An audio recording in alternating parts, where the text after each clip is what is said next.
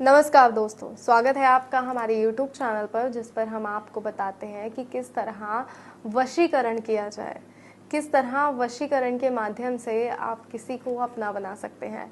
कोई आपसे रूठ गया है, नाराज़ है या किसी से कोई काम आप करवाना चाहते हैं तो किस तरह आप उसे अपना बना सकते हैं, किस तरह आप उस व्यक्ति से अपना काम करा सकते हैं। लेकिन ये सब आप तभी कीजिएगा तब आप इस बात के लिए श्योर हों कि आपको उस व्यक्ति को वश में करना है, तभी आप इस वशीकरण विधि का या किसी भी वशीकरण विधि का प्रयोग कीजिएगा। क्योंकि कई वशीकरण विधि ऐसे होती हैं जो बहुत ही प्रचंड होती हैं। जैसे जो विधि मैं आपको बताने जा रही हूँ, ये एक प्रचंड वशीकरण विधि है, जिसका प्रयोग अगर आपने गलत मंशा से किया तो ये आगे चल के आपको बहुत कुछ भुगतना भी पड़ सकता है। वो व्यक्ति फिर आपसे दूर ही नहीं होगा, फिर आप कुछ ऐसा तरीका ढूंढेंगे कि वो व्यक्ति आपसे दूर हो जाए। तो इससे अच्छा ये है कि आप पहले इस बात के लिए श्योर हो जाएं कि आप उनसे प्रेम करते हैं या फिर आपको उनसे काम कराना ही है, तभी आप उस व्यक्ति को अपने वश में करें। तो आइए मैं आपको बताती हूँ कि आपको किसी को वश में करने के लिए कम से कम सामग्री में किस तरह आप किसी को वश में कर सकते हैं। तो शुरू करते हैं और सबसे पहले मैं आपको सामग्री ही बता देती हूँ जो सामग्री हमें चाहिए। तो दर्शकों, सबसे पहले हमें चाहिए उस व्यक्ति का इस्तेमाल किया गया कपड़ा। वो कपड़ा कुछ भी हो सकता है। और हमें चाहिए एक लाल कलम। जी हाँ, एक लाल कलम, लाल मार्कर, कुछ भी आप ले सकते हैं, जिसकी सहायता से आपको उस व्यक्ति को वश में करना है। और करना क्या है, आपको लाल मार्कर की सहायता से उस कपड़े पर उसका नाम लिखना है। और नाम बहुत छोटे अक्षरों में लिखना है, बहुत छोटे अक्षरों में। जैसे इस कपड़े पर हमने यहीं कहीं उनका नाम लिख दिया।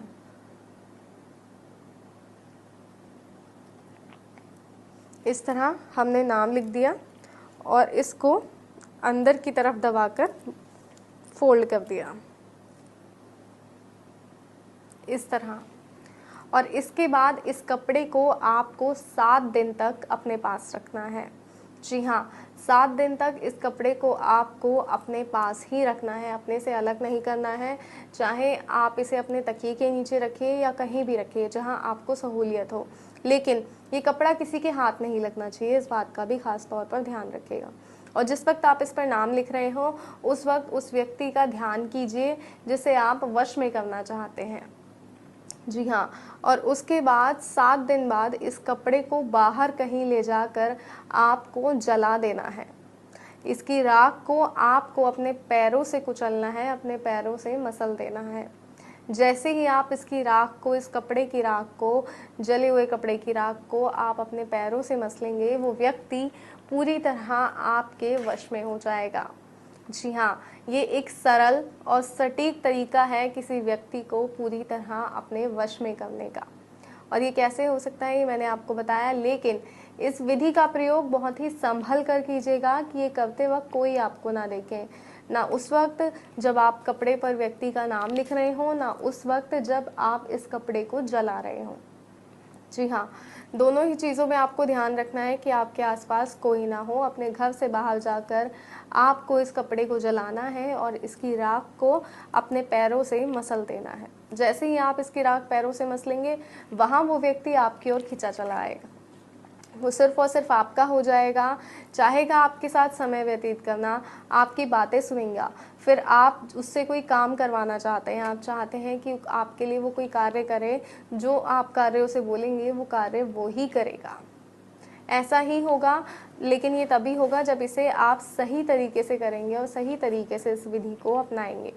तो कोई और समस्या है, कोई जानकारी है जो आप चाहते हैं, तो स्क्रीन पे जो नंबर दिखाया जा रहा है उस नंबर पे कॉल करें, जानकारी लें। कोई ऐसी समस्या जिसका समाधान नहीं हो रहा है, या कोई वशीकरण जिसे कर कर कर आप थक गए हैं लेकिन आपका वशीकरण सार्थक नहीं होता, तो ऐसा क्यों होता है वो आपको बताया जाएगा। आप फ़ोन कीजिए, जानकारी लीजिए, अपनी समस्या का समाधान लीजिए और अपने आप को खुशहाल रखिए। क्योंकि जब हमारे अपने हमसे रूठ जाते हैं तो हमारा जो जीवन है वो बहुत ही दुखद हो जाता है।